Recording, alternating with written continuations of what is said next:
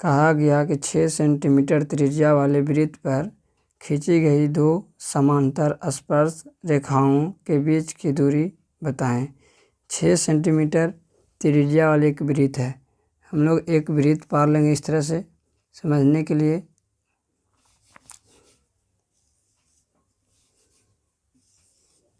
देखिए वृत्त है, आप लोग ध्यान रखिएगा कि गोल पा रहे हैं, ठीक है।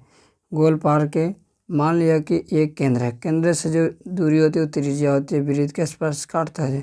ये 6 सेंटीमीटर के मान लिया कि त्रिज्या, ठीक है बाबू। अब इसी में कहा गया कि खींची गई 2 समांतर स्पर्श रेखाएं, त्रिज्या के समांतर 2 स्पर्श रेखाएं खींची गई, यानी कि स्पर्श ये हो गया, वृत्त से काटा हुआ जाता तो स्पर्श कहलाती है। तो अब इसकी और इसकी जो बीच की दूरी है बाबू, वही बताने कह रहा कि क्या होगा।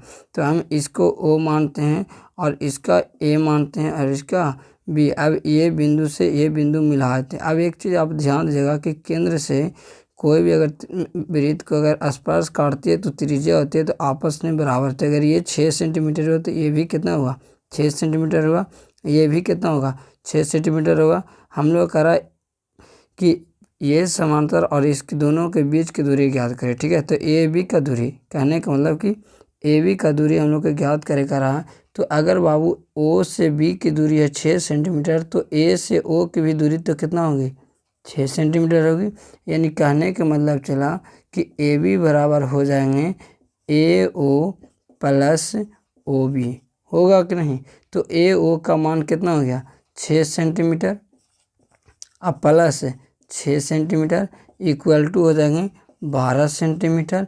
यानी ए बी का जो हम लोग को मानेगा, अर्थात 2 समांतर स्पर्श रेखाओं के बीच की जो दूरी होंगे वो कितना होंगे, 12 सेंटीमीटर होगा। ऑप्शन में रहेगा 12, आप मान लीजिएगा। अगर यहीं पर कह दिया जाए बाबू 6 की जगह पर 5 सेंटीमीटर त्रिज्या वाले 2 समांतर, तो क्या ना बना लीजिएगा, बना लीजिए। बनाने के बाद आप कमेंट करें।